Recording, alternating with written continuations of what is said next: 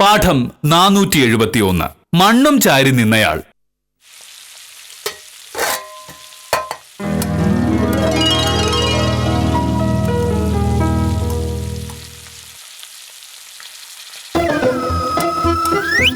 ഞാൻ ഇറങ്ങുന്നു. ഇതെന്താ ഇത്ര നേരത്തെ? മണി 9 പോലും ആയില്ലല്ലോ. പോകുന്ന വഴി ശങ്കരൻകുട്ടിയുടെ ഭൂമി ഒന്ന് നോക്കണം. ഒരു സ്കെച്ച് ഉണ്ടായി കൊടുക്കാൻ ശങ്കരൻകുട്ടി പറഞ്ഞിട്ട് ഒരാഴ്ചയായി. കഴിക്കാനുള്ളതായിട്ടില്ല. ഇനി ഒരു 15 മിനിറ്റ് കൂടി വേണം.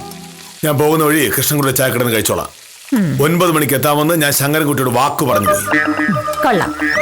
നാട്ടുകാരോട് പറയുന്ന വാക്ക് പാലിക്കാനായി രാവിലെ ഭക്ഷണം പോലും കഴിക്കാതെ പോകാൻ ഒരു മടിയില്ല. ഞാനൊരു കാര്യം പറഞ്ഞിട്ടുണ്ടെങ്കിൽ മാത്രം അതിന് സമയമില്ല. നീ പറഞ്ഞ ഏത് കാര്യമാണ് നടക്കാത്തത്? ഇന്നലെ വൈകിട്ട് ചായപ്പൊടി പഞ്ചസാര വാങ്ങിക്കൊണ്ട് വരണമെന്ന് ഞാൻ മോഹനോട് പറഞ്ഞിരുന്നില്ലേ? മോഹനോട് എന്നിട്ട് അത് മറന്നു. ഇന്നിന് ഞാനത് വാങ്ങണം. മിനിങ്ങാന്ന് വൈകിട്ട് എന്റെ കൂടെ ഡോക്ടറെ കാണാൻ വരാമെന്നും പറഞ്ഞു. പക്ഷേ അത്യാവശ്യമായി താലൂക്ക് ഓഫീസിൽ പോകേണ്ടി വന്നതുകൊണ്ട് എന്നോട് തനിച്ച് ഡോക്ടറെ കാണാൻ പോകാൻ പറഞ്ഞു. ഞാൻ ഒരു വില്ലേജ് ഓഫീസറാണ്. അതും നാട്ടുകാർ മുഴുവൻ ബഹുമാനിക്കുന്ന ഒരു വില്ലേജ് ഓഫീസർ. അപ്പോ വീട്ടുകാര്യങ്ങൾ പൂർണ്ണമായും ശ്രദ്ധിക്കാൻ എനിക്ക് കഴിഞ്ഞൊന്നും വരില്ല. പക്ഷേ നാട്ടുകാരോട് പറയുന്ന വാക്ക് പാലിക്കാതിരിക്കാൻ പറ്റുമോ? മോഹനേട്ടാ, എന്നോട് പറയുന്ന വാക്ക് പാലിച്ചാൽ അതിന്റെ സ്നേഹവും ബഹുമാനവും ഞാൻ തിരിച്ചു തരും. പക്ഷേ നാട്ടുകാർക്ക് വേണ്ടി എത്ര വാക്ക് പാലിച്ചിട്ടും കാര്യമില്ല. അവരുടെ ആവശ്യങ്ങൾ കഴിയുമ്പോ അവരെല്ലാം മോഹനേട്ടനെ മറക്കും. നീ പറഞ്ഞത് വിവരക്കേട്. ഈ വില്ലേജിലെ ഓരോ ആളുകൾക്കും എന്നോട് എന്തുമാത്രം ബഹുമാനമാണെന്ന് നിനക്കറിയാമോ? കാരണം ഞാനൊരു സത്യസന്ധനാണ് എന്ന് അവർക്കറിയാം. മണ്ണാങ്കട്ട. മോഹനേട്ടന്റെ ഓഫീസിൽ ഓരോരോ കാര്യങ്ങൾ സാധിക്കാൻ വരുന്നവര് ബഹുമാനം അഭിനയിച്ചെന്നൊക്കെ ഇരിക്കും. കാരണം അവർക്ക് അവരുടെ കാര്യം നടക്കണമല്ലോ. പഞ്ചായത്ത് ഓഫീസ് ചെല്ലുമ്പോഴും ഇലക്ട്രിസിറ്റി ഓഫീസിൽ ചെല്ലുമ്പോഴും മൃഗാശുപത്രി ചെല്ലുമ്പോഴും ഒക്കെ അവരൊക്കെ ഇത് തന്നെയാണ് ചെയ്യുന്നത്. അവര് മോഹനേട്ടന്റെ മുന്നിൽ അഭിനയിക്കുന്നത് കണ്ട് അതും ബഹുമാനമാണെന്നൊക്കെ കരുതുന്നതാണ് എനിക്ക് മനസ്സിലാവാത്തത്. ഇത് നാട്ടുകാർക്ക് ബഹുമാനമില്ലാത്ത ഒരു സാധാ വക്കീലിന്റെ അസൂയ. നീ കള്ളന്മാരുടെയും പിടിച്ചുപറിക്കാരുടെയും കേസ് വാദിച്ച് കാശുണ്ടാക്കുന്ന ഒരാളാണ്. നിന്നെ മാന്യന്മാരും മര്യാദക്കാരും ബഹുമാനിക്കില്ല. പക്ഷേ ഞാൻ അങ്ങനെയല്ല. ഞാൻ ആനയാണ്. മോഹനേട്ടനെ കൊണ്ട് കാര്യം സാധിക്കാൻ വന്നവരല്ലാത്ത ഒരാൾക്ക് മോഹനേട്ടനോട് ബഹുമാനം ഉണ്ടെന്ന് തെളിയിക്കാമോ? അയ്യോ, ഒരാളെ ഞാൻ ഇതുവരെ കണ്ടിട്ടില്ല. നീ ഒഴിച്ച് ഈ നാട്ടിലുള്ള സകല ആളുകൾക്കും എന്നെ വളരെയധികം ബഹുമാനമാണ്. അതൊക്കെ വെറുതെ പറഞ്ഞാൽ പോലെ തെളിയിച്ചു കാണിക്കണം. സാറേ, ഉത്തമൻ വന്നു. ഉത്തമന് മോഹനേട്ടന് വലിയ ബഹുമാനമാണ്. കാരണം മോഹനേട്ടനെ കൊണ്ട് ഉത്തമന് ഒരുപാട് കാര്യങ്ങൾ സാധിക്കാനുണ്ട്. ഇതിനുള്ള മറുപടി ഞാൻ പറയാം. സാറേ, നമസ്കാരമുണ്ട് സാറേ. എന്തൊക്കെയുണ്ട് വിശേഷങ്ങൾ? അത് ചോദിക്കാനാണോ ഒത്തുവിട വന്നത്? അല്ല, വന്നത് അതിനല്ല സാറേ. സോമൻകുട്ടിയുടെ കൈവശാവകാശ സർട്ടിഫിക്കറ്റിന്റെ കാര്യം ഒന്ന് പറയാനാ. സാറ് എങ്ങനെയെങ്കിലും ഒന്ന് പെട്ടെന്ന് ശരിയാക്കി തരാൻ പറ്റുമോ എന്ന് സോമൻകുട്ടി എന്റെ അടുത്ത് ചോദിച്ചു. ആ സർട്ടിഫിക്കറ്റ് കൊടുത്തിട്ട് വേണം സോമൻകുട്ടിക്ക് ബാങ്കിൽ ലോൺ അപേക്ഷിക്കാം, അല്ലേ? ബാങ്കിൽ നിന്ന് ലോൺ കിട്ടിയാലേ സോമൻകുട്ടിക്ക് വീടിന്റെ പണി നടത്താൻ പറ്റൂ, ശരിയല്ലേ? അതെ അതെ അതെ. വീട് പണി പൂർത്തിയാക്കാൻ പറ്റിയില്ലെങ്കിൽ സോമൻകുട്ടി എന്നും വാടക വീട്ടിൽ തന്നെ കിടക്കേണ്ടി വരും, ശരിയല്ലേ? അതെ, പിന്നെ ശരിയാണ് സാർ. ചുരുക്കി പറഞ്ഞാൽ ഞാൻ സർട്ടിഫിക്കറ്റ് കൊടുത്താലേ സോമൻകുട്ടിക്ക് വാടക വീട്ടിലെ താമസം അവസാനിപ്പിക്കാൻ പറ്റൂ. അതെ അതെ അതെ അതെ. അങ്ങനെയുള്ള എന്നോട് സോമൻകുട്ടിക്ക് ബഹുമാനമായിരിക്കോ പരിഹാസമായിരിക്കോ? ഓയ്യോ, എന്ത് സംശയം? ബഹുമാനം. ഉത്തമൻ, ഇപ്പൊ ഈ പറഞ്ഞത് ഈ വക്കീലിനോടൊന്ന് പറഞ്ഞു കൊടുക്ക്. ആന്തിനാണ് സാറേ? ഞാൻ പറയാം ഉത്തമ, ഈ നാട്ടുകാർക്ക് മോഹനേട്ടനോട് ഭയങ്കര ബഹുമാനമാണെന്ന് സാറ് പറഞ്ഞു. ഞാൻ പറഞ്ഞു കാര്യസാധ്യത്തിന് വരുന്ന ആളുകൾ മാത്രമേ മോഹനേട്ടനെ ബഹുമാനിക്കുള്ളൂ. വില്ലേജ് ഓഫീസറുടെ കസേരയിൽ മോഹനേട്ടനല്ല ഒരു കഴുത കയറിയിരുന്നാലും നാട്ടുകാർ ബഹുമാനിക്കുന്നത്. അയ്യോ, എന്റെ അച്ഛനെ ചീത്ത വിളിച്ചിട്ട് യാതൊരു കാര്യമില്ല. മോഹനേട്ടനോട് വില്ലേജ് ഓഫീസർ എന്നതല്ലാതെ ഒരു ബഹുമാനവും ആർക്കുമില്ല. എന്റെ ഗതികേടുകൊണ്ട് ഞാൻ കുറച്ച് ബഹുമാനമൊക്കെ കാണിക്കുന്നു, അത്രേ ഉള്ളു കാര്യം. അല്ലെങ്കിൽ തന്നെ ആര് ബഹുമാനിക്കുന്നു? സാറേ, ഈ ബഹുമാനത്തിന്റെ കാര്യം അവിടെ നിൽക്കട്ടെ. സോമൻകുട്ടിയുടെ കാര്യം എന്തെങ്കിലും നടക്കും, ഒന്ന് പറ സാറേ. കൈവശാവകാശ സർട്ടിഫിക്കറ്റ് വേണമെങ്കിൽ വില്ലേജ് ഓഫീസർ വരണം. അല്ല, വില്ലേജ് ഓഫീസർ വീട്ടിലല്ലേ വരേണ്ടത്? കഷ്ടം. രാവിലെ പെട്രോൾ കത്തിച്ച് ഇവിടെ വരെ വന്നത് വെറുതെ ആയി. വക്കീലെ സാറിനോട് ഒന്ന് പറയണേ, സോമൻകുട്ടി എന്നാണ് പേര്. ഞാൻ വില്ലേജ് ഓഫീസിലെ പിയൂണല്ല, നല്ല അന്തസ്സുള്ളൊരു വക്കീലാണ്. കേസിന്റെ കാര്യം വല്ലതും പറയാനുണ്ടെങ്കിൽ വക്കീൽ ഓഫീസിലേക്ക് വരും. മനസ്സിലായല്ലോ? ഈ നാമ്പേച്ചിക്ക് മരപ്പട്ടി കൂട്ട്. ഇവർ രണ്ടെണ്ണത്തിന് സത്യം പറഞ്ഞ പൂട്ടിയിടേണ്ട കാലം കഴിഞ്ഞു.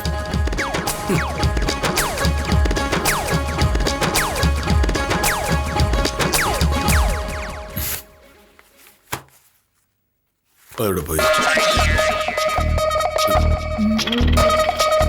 ഞാൻ വിളിച്ചിരുന്ന ഫയൽ എവിടെ? അയ്യോ ഒരു മിനിറ്റ്. ഞാൻ എടുത്ത് തിന്നു, എന്റെ വയറ്റിലുണ്ട്. ഹമേ, എനിക്ക് അത്യാവശ്യമുള്ളൊരു ഫയലാണത്. അതെവിടെ? എന്റെ മോഹനേട്ടൻ വച്ചെടുത്ത് പോയി നോക്ക്. ഞാൻ ഇവിടെ വെച്ചത്. ഇതാണ് മോഹനേട്ടന്റെ കുഴപ്പം. ഇന്നലെ ആ ഫയൽ എടുത്ത് അലമാരയെ വെച്ച് പൂട്ടുന്നത് ഞാൻ കണ്ടതാണ്. എന്നിട്ട് ഇപ്പൊ പറയുന്നു ഞാൻ അത് എടുത്തു.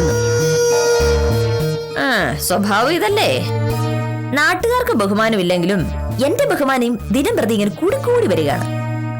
ഇങ്ങനെ ബഹുമാനം കൂടി അവസാനം ഇത് എവിടെ ചെന്ന് നിൽക്കുവോ എന്റെ ഈശ്വരാ. നീ എന്നെ ബഹുമാനിക്കണ്ട. എന്നെ ബഹുമാനിക്കാൻ നാട്ടിൽ യോഗ്യന്മാരായ ആളുകളുണ്ട്. ഉണ്ടാവും. അമ്പല കമ്മിറ്റി പ്രസിഡന്റ് സുഗടൻ സാറ് കഴിഞ്ഞ ആഴ്ച പിരിവിന് വന്നത് ഓർമ്മയുണ്ടോ? 10 പൈസ പിരിവ് കൊടുത്തില്ല എന്ന് മാത്രമല്ല, സുഗടൻ സാറിനെ കളിയാക്കി വിടുകയും ചെയ്തു. സുഗടൻ സാറ് അത് നാട്ടുകാരുടെ മുഴുവനും പറഞ്ഞു. എന്നെ കണ്ടപ്പോ സഹകരണ ബാങ്കിലെ ഗായത്രി ചോദിക്കുകയാണ്, ഈ മോഹനകൃഷ്ണ സാർ എന്താ ഇങ്ങനെയെന്ന്. അതാണ് വില്ലേജ് ഓഫീസർ ഉദ്ദേശിച്ച ബഹുമാനമെങ്കിൽ നാട്ടുകാർക്കൊക്കെ മോഹനേട്ടന് ഭയങ്കര ബഹുമാനമാ. പിരിവ് കൊടുത്ത് കിട്ടുന്ന ബഹുമാനം എനിക്ക് വേണ്ട. കൈവശാവകാശ സർട്ടിഫിക്കറ്റ് കൊടുത്ത് കിട്ടുന്ന ബഹുമാനം മതി.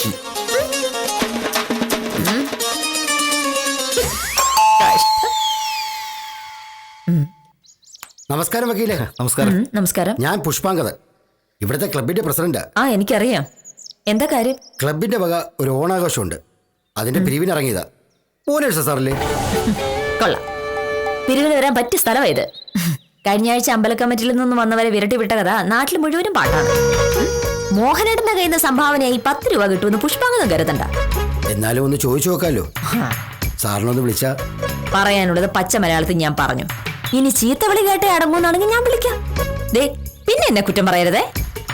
നാട്ടിലൊരു നല്ല കാര്യത്തിലല്ലേ വക്കീലെ? ഇതൊന്നും എന്നോട് പറഞ്ഞിട്ട് കാര്യമില്ല. മോഹനേട്ടന്റെ കയ്യിൽ നിന്ന് 10 പൈസ കിട്ടില്ല. നിന്നിട്ട് കാര്യമില്ല പുഷ്പാങ്കദൻ ചേട്ടാ, വാ പോവാം. മോനേഴ്സ സാറ് അത്ര നല്ല മിടുക്കനാണെങ്കിൽ അതൊന്നും എനിക്ക് കാണണം. അത് വേണോ? അയാളുടെ കയ്യിൽ നിന്ന് 2000 രൂപയെങ്കിലും ഞാൻ വാങ്ങിയിരിക്കും. നടന്നാ തന്നെ നടത്തി കാണിച്ചില്ല, നീ വാ.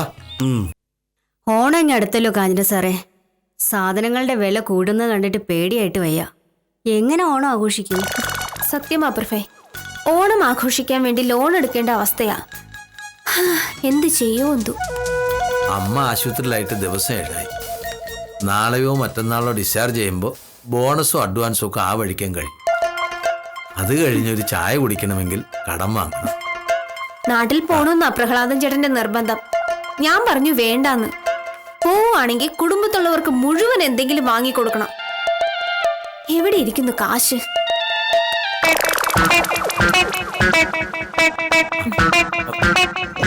നമസ്കാരം സാർ. നമസ്കാരം.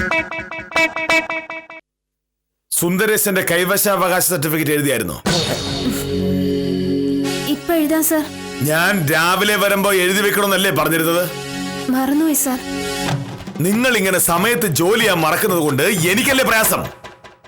ആളുകൾ ഓരോരോ പരാതി പറയുമ്പോ സമാധാനം പറയേണ്ടത് ഞാനാ. എന്നെ പോലെ സത്യസന്ധനായ മാന്യനായ ഒരു വില്ലേജ് ഓഫീസറോട് നാട്ടുകാർ മുഴുവൻ ബഹുമാനിക്കേണ്ടതാണ്. പക്ഷെ എന്ത് ചെയ്യാനാ, നിങ്ങളുടെ ഉത്തരവാദിത്വമില്ലായ്മ കാരണം പലർക്കും എന്നെ ഒരു വിലയില്ലതായി. ആർക്കാ സാറിന് ബഹുമാനമില്ലാത്ത? ഞങ്ങൾക്കൊക്കെ സാറിന് മുടിഞ്ഞ ബഹുമാനമല്ലേ? എന്ത് ബഹുമാന? അല്ല മുടിഞ്ഞ അല്ല, ഭയങ്കര ബഹുമാനം എന്ന് പറയായിരുന്നു. വാ, ഒരു കാര്യം ചോദിക്കട്ടെ. ദൈവമേ, ചതിച്ചോ? ഞാൻ കളിയാക്കിയതാണെന്ന് സാറിന് തോന്നിക്കാണും. എങ്ങനെ തോന്നാതിരിക്കും? ഒരു കളിയാക്കൽ ലൈനായിരുന്നു ശിശുപാലൻ ചേട്ടന്റെ വർത്തമാനം. എന്നെ മുടിച്ചോട് അങ്ങോട്ട് പകുതി കാത്തോണേ.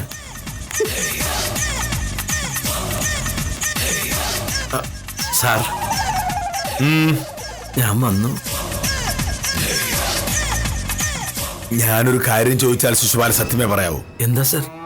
ഈ നാട്ടിലുള്ളവർക്ക് മുഴുവൻ എന്നോടുള്ള മനോഭാവം എന്താണ്? എന്ന് വെച്ചാൽ? അല്ല, ആളുകൾക്ക് എന്നെ ബഹുമാനമാണോ അല്ലയോ? അതെന്ത് ചോദ്യമാ സർ? ബഹുമാനമാണ്. ആർക്കൊക്കെയാണ് എന്നെ ബഹുമാനം? അതിപ്പോ അങ്ങനെ ചോദിച്ചാൽ എന്താ ശിശുപാലൻ അറിയില്ലേ? എല്ലാവർക്കും ബഹുമാനമാണല്ലോ സാറിനോട്. അങ്ങനെ പറഞ്ഞ പോരാ. ഇന്നലെ വരുമാന സർട്ടിഫിക്കറ്റ് വാങ്ങാൻ വന്ന തങ്കപ്പന് എന്നെ തീരെ ബഹുമാനമില്ലായിരുന്നല്ലോ. അതുകൊണ്ടല്ലേ അയാൾ എന്നെ ചീത്ത വിളിച്ചിട്ട് പോയത്. അത് ശരിയാ. പക്ഷേ ബാറൂർ വേലായുധന് സാറിന് ഭയങ്കര ബഹുമാനോ. അവൻ കഴിഞ്ഞ ആഴ്ച കണ്ടപ്പോഴും പറഞ്ഞു. അതയാൾക്ക് കൈവശാവകാശ സർട്ടിഫിക്കറ്റ് ശരിയാക്കി കൊടുത്തോണ്ടല്ലേ. ഞാൻ അങ്ങോട്ട് ഉപകാരമൊന്നും ചെയ്യാത്ത, എന്നാൽ എന്നോട് ഭയങ്കര ബഹുമാനമുള്ള ആരാളുള്ളത്? അതിപ്പോ സാറിനെ കൊണ്ട് ഒരു ഉപകാരം കിട്ടാത്ത ആൾക്കാര് സാറിനെ ബഹുമാനിക്കുന്ന എന്തിനാ? അല്ല, ഞാൻ സത്യസന്ധനായ ഒരു സർക്കാർ ഉദ്യോഗസ്ഥനാണെന്ന് നാട്ടുകാർക്ക് മുഴുവൻ അറിയാലോ. ആ പേരിൽ എന്നെ ബഹുമാനിക്കാമല്ലോ. അങ്ങനെ ആരെങ്കിലും ബഹുമാനിക്കോ സാർ? ഒരാൾ മറ്റൊരാൾ ബഹുമാനിക്കണമെങ്കിൽ അവർക്ക് അവരുടേതായ കാരണങ്ങൾ വേണം. ഓക്കോ.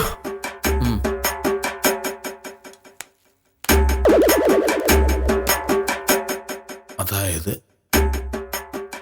നാട്ടുകാർ ബഹുമാനിക്കണമെങ്കിൽ അതിന് തക്കതായ വേറെ കാരണങ്ങൾ വേണം.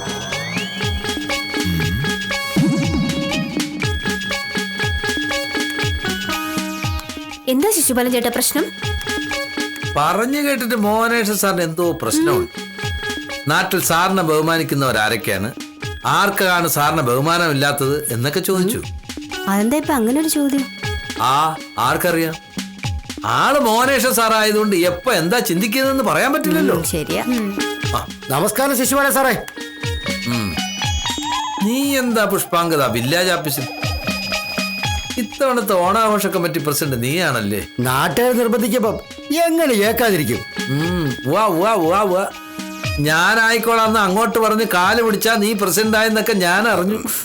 പണ്ട് അമ്മല കമ്മിറ്റിയിലായിരുന്നപ്പോ ഉത്സവം നടത്തിയ കാര്യമൊക്കെ നിനക്ക് ഓർമ്മയുണ്ടല്ലോ. കേട്ടോ പ്രൊഫസർ? ഉത്സവത്തിന് മുമ്പ് കിഴക്കേ വീട്ട് പുഷ്പാങ്കതൻ എന്നായിരുന്നു നാട്ടുകാർ വിളിച്ചിരുന്നത്. ഉത്സവം കഴിഞ്ഞപ്പോ കിഴക്കേ നടയിൽ പുഷ്പാങ്കതൻ, അമ്പലം വിഴുങ്ങി പുഷ്പാങ്കതനായി പേര്. അത് ശത്രുക്കൾ പറഞ്ഞുണ്ടാക്കുന്നല്ലേ. പിന്നെ ശിശുപാല സാറ് നോക്കിക്കോ, ഇത്തവണത്തെ ഓണാഘോഷം തകർക്കും. നാട്ടുകാർ നിന്റെ കർണം അടിച്ച് തകർക്കാതിരുന്നാ മതിയായിരുന്നു. മോനേഷ് സാറല്ലേ? എന്തിനാ? ഏയ്, നാട്ടില് വലിയൊരു ആഘോഷം നടക്കുമ്പോ സ്ഥലത്തെ പ്രധാന ദിവ്യന്മാരെ ക്ഷണിക്കണ്ടേ? ഒന്ന് കണ്ടിട്ട് വരാം. ചെല്ല് ചെല്ല്. പിരിവിനായിരുന്നെങ്കിൽ പുഷ്പാങ്കത വിവരം അറിഞ്ഞാണ്. അകത്തിരിക്കുന്ന സാധനത്തിന്റെ സ്വഭാവം എനിക്ക് ശരിക്കും അറിയില്ലല്ലോ. നമസ്കാരം സാർ. നമസ്കാരം. ഞാൻ പുഷ്പാങ്കതൻ. ആയിക്കോട്ടെ. ഇവിടുത്തെ ക്ലബിന്റെ പ്രസിഡന്റ് ഞാനാ. നല്ലത്. ക്ലബിന്റെ വക ഒരു ഓണാഘോഷ പരിപാടി നടത്തുന്നുണ്ട്. വളരെ വളരെ നല്ലത്. അടുത്ത തിങ്കളാഴ്ച ആഘോഷത്തിന്റെ സമാപനം. അതും നല്ലത്. സമാപന സമ്മേളനത്തിന് ഗാനമേളയുണ്ട്. നാട്ടുകാർ ഇളകി മറിയും. അത് വില്ലേജ് ഓഫീസ് പറഞ്ഞിട്ട് കാര്യമില്ല, പോലീസ് സ്റ്റേഷനിൽ പറയണം. അതല്ല, ഈ നാട്ടിലെ മുഴുവൻ പേരും ഗാനമേള കേൾക്കാൻ വരും. ഞാൻ വരില്ല. സാറ് വരണം. സാറിനെ ക്ഷണിക്കാനാ ഞാൻ വന്നത്. പുഷ്പാങ്കതൻ എന്നെ പറ്റി എന്താ കരുതിയത്? നാട്ടിലെ കള്ളുകുടിയന്മാർ കുടിച്ച് കൂത്താടി അലമ്പുണ്ടാക്കുന്ന സ്ഥലത്ത് കെ മോഹനേഷ് വരുമെന്നോ? ഒരിക്കലുമില്ല. എനിക്ക് ഗാനമേള കേൾക്കണ്ട. സാറിനെ ക്ഷണിച്ചത് ഗാനമേള കേൾക്കാനല്ല, ഒരു ആശംസ പ്രസംഗം പറയാനാ. ഈ ആശംസാ പ്രസംഗം എന്ന് പറഞ്ഞ MLA-യും പഞ്ചായത്ത് പ്രസിഡന്റൊക്കെ ഉണ്ടേ. പക്ഷേ നാട്ടുകാർക്ക് 4 നല്ല കാര്യം പറഞ്ഞു കൊടുക്കണമെങ്കിൽ സാറിനെ പോലെ ഒരാൾ വേണം. സാറ് വന്ന് നല്ലൊരു തകർപ്പൻ പ്രസംഗം പറയണം. ആ പ്രസംഗത്തിന്റെ പേരിൽ നാളെ മുതൽ നാട്ടുകാർ സാറിനെ ബഹുമാനത്തോടെ നോക്കണം. അത് കൊള്ളാലോ. സമ്മേളനത്തിന്റെ നോട്ടീസ് രാവിലെ അടിക്കാൻ കൊടുക്കുകയാണ്. സാറിന്റെ പേര് കൂടെ വച്ചോട്ടെന്ന് ചോദിക്കാനാണ് ഞാൻ വന്നത്. ഈ നോട്ടീസിലൊക്കെ പേര് വയ്ക്കോ? പിന്നല്ലാതെ ആ നോട്ടീസ് ഇന്ന് വൈകുന്നേരം മുതൽ കാന്തല്ലൂരിന്റെ മുക്കിലും മൂലയിലും കാണും. ആശംസാ പ്രസംഗം ശ്രീ കെ മോഹനകൃഷ്ണൻ, ബഹുമാനപ്പെട്ട കാന്തല്ലൂർ വില്ലേജ് ഓഫീസർ എന്ന്. സാറ് സമ്മതിക്കണം. നോക്കൂ പുഷ്പാങ്കത, എനിക്ക് സത്യത്തിൽ ഇതിലൊന്നും വലിയ താല്പര്യമൊന്നുമില്ല. പക്ഷെ നിങ്ങൾ നിർബന്ധിച്ചുകൊണ്ട് മാത്രം ഞാനത് അങ്ങ് സമ്മതിക്കുന്നു. വലിയ സന്തോഷം സാർ. പക്ഷേ സാർ, പറയുന്നതുകൊണ്ട് വേറെ വിചാരിക്കരുത്. ലക്ഷക്കണക്കിന് രൂപ ചിലവാക്കി നടത്തുന്ന ആഘോഷമാണ്. എന്നാലും നാട്ടിലിറങ്ങി പിരിവൊന്നും നടത്താനൊന്നും ഞങ്ങളില്ല. നാട്ടിലെ ഏറ്റവും യോഗ്യന്മാരും മാന്യന്മാരുമായ കുറച്ചു പേരുടെ കയ്യിൽ നിന്നും ഒരു സംഭാവന സ്വീകരിക്കണം. സാർ എന്തെങ്കിലും ഒരു 2000 രൂപയാണ് ഞങ്ങൾ പ്രതീക്ഷിക്കുന്നത്. 2000 രൂപയോ? 5000 തരാൻ ആളുണ്ട് സാർ. തടിക്കച്ചട നടത്തുന്ന ബഷീർ പറയുക, അവനെ പ്രസംഗിക്കാൻ ക്ഷണിക്കാമെങ്കിൽ 5000 തരാമെന്ന്. ക്ലബിലുള്ളവർ പറഞ്ഞു അത് മതി, 5000 രൂപയല്ലേ എന്ന്.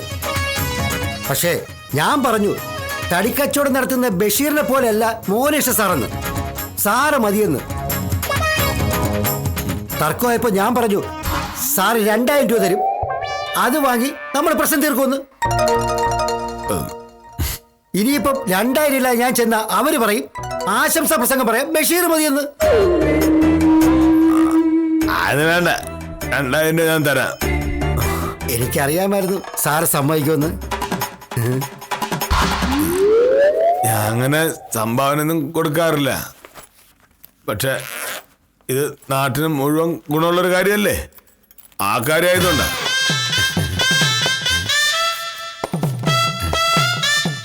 രണ്ടായിരം രാജ്യം വേണമല്ലേ?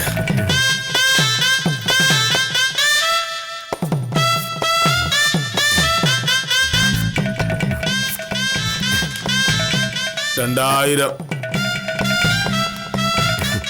അപ്പൊ ശരി സാർ, കാണാം. ശരി, വൈകിട്ട് 5 മണി കഴിയുമ്പോ വീട്ടിലേക്ക് വന്നാൽ മതി. ഞാൻ അവിടെ ഉണ്ടാവും. ശരി, ആയിക്കോട്ടെ സാർ. ശരി. ശിശുപാലൻ എന്താ പറഞ്ഞത്? നാട്ടുകാർക്ക് ഞാൻ വേറും ഒരു വില്ലേജ് ഓഫീസറാണെന്നോ? അത് മാറാൻ പോവാ? സാർ രാജിവെക്കാൻ പോവാണോ? അല്ല, അടുത്ത തിങ്കളാഴ്ച വൈകുന്നേരം 5 മണിയാകുമ്പോ ഈ നാട്ടിലെ മുഴുവൻ പേർക്ക് മനസ്സിലാവും കെ മോഹനകൃഷ്ണൻ ആരാണെന്ന്. നോക്കൂ.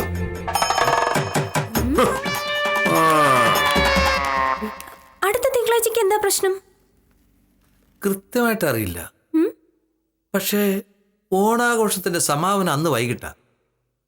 അതുമായിട്ട് ബന്ധപ്പെട്ട എന്തോ സംഭവമാണ്. ഭാമേ, മോഹനേട്ടൻ നേരത്തെ എത്തിയോ? ഇതെന്ത് പറ്റി? മണി 5:10 ഉള്ളൂ. ഞാൻ എന്നും ഇറങ്ങുന്ന നേരത്തെ തന്നെയാണ് ഓഫീസിൽ നിന്ന് ഇറങ്ങിയത്. പക്ഷേ കുറച്ച് വേഗത്തിൽ നടന്നത് കൊണ്ട് 2 മിനിറ്റ് നേരത്തെ എത്തി. അതെന്ത് പറ്റി അങ്ങനെ വേഗത്തിൽ നടക്കാൻ? എന്നെ കാണാൻ തിടുക്കമായിട്ടാ?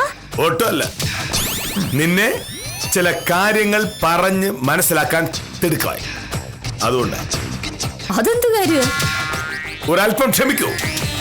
നിന്റെ ചില സംശയങ്ങൾ എന്നേക്കുമായി മാറിക്കിട്ടും. ഈ നാട്ടിലെ ആളുകൾക്ക് എന്നെ ബഹുമാനമുണ്ടോ എന്നുള്ളതായിരുന്നല്ലോ നിന്റെ സംശയം.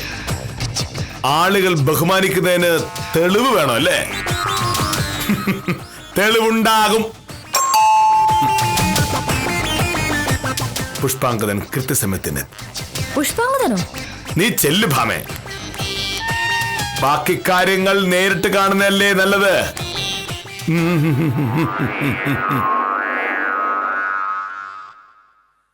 കെ മോഹനകൃഷ്ണൻ. നമസ്കാരം വക്കീലേ. നമസ്കാരം. രാവിലെ വന്നപ്പോ മലയാളത്തിലല്ലേ ഞാൻ പുഷ്പാങ്കദനോട് പറഞ്ഞത് പിരിവിന്റെ കാര്യം നടക്കില്ല എന്ന്? പിരിവൊക്കെ കഴിഞ്ഞു വക്കീലേ. ഞാൻ പരിപാടിയുടെ നോട്ടീസ് തരാൻ വന്നതാ. ഇപ്പൊ അടിച്ചു കിട്ടിയുള്ളൂ. ആദ്യത്തെ നോട്ടീസ് ഇവിടെ തരാന്ന് വിചാരിച്ചു. എന്തായി പുഷ്പാങ്കദ? നോട്ടീസ് കിട്ടി സാർ. ഇതാ. ഇങ്ങോട്ട് കൊടുത്താൽ ഇങ്ങോട്ട്.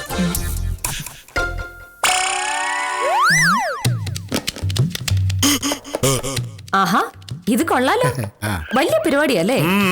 പിന്നെ പുഷ്പാങ്കദ ഒരു പരിപാടി ഏറ്റ അത് മോശമാവോ വക്കീലേ? നീ വെറുതെ നോക്കിക്കാതെ വായിക്കു ഭാമേ. മാന്യരെ, ഫ്രണ്ട്സ് ആൻഡ് സ്പോർട്സ് ക്ലബിന്റെ എല്ലാ വർഷവും നടത്തി വരുന്ന വേണ്ട. സാംസ്കാരിക സമ്മേളനത്തിന്റെ കാര്യം മാത്രം വായിച്ചാൽ മതി. ഇതെവിടെ? ആ, സാംസ്കാരിക സമ്മേളനം.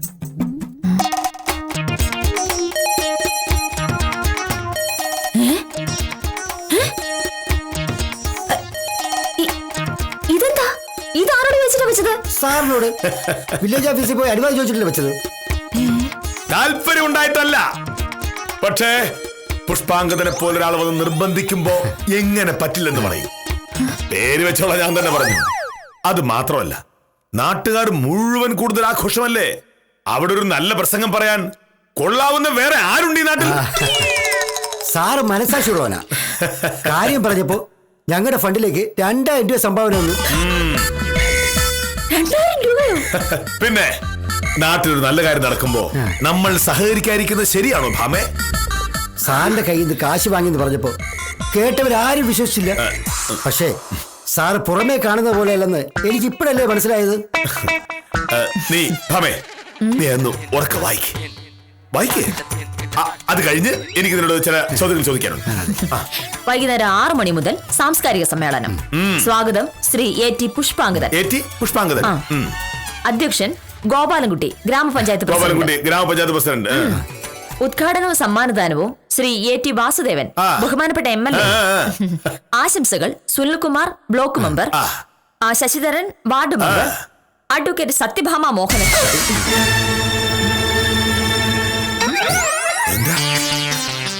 സത്യഭാമ മോഹനകൃഷ്ണൻ.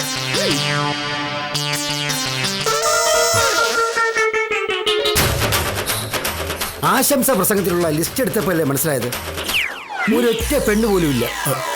ഇക്കാലത്ത് പ്രസംഗിക്കാൻ ഒരു പെണ്ണ് പോലും ഇല്ലെങ്കിൽ നാട്ടുകാർ ഞങ്ങളല്ലേ കുറ്റം പറയും. അങ്ങനെ ആലോചിച്ചപ്പോഴാണ് ബുദ്ധി തോന്നിയത്. സാറിന്റെ പേരിന് പകരം വക്കീലിന്റെ പേര് വെച്ചു. നിങ്ങൾക്കിപ്പം സാറായാലും വക്കീലായാലും ഒരുപോലെയല്ലേ? ശരിയെന്നാ വരട്ടെ സാറേ.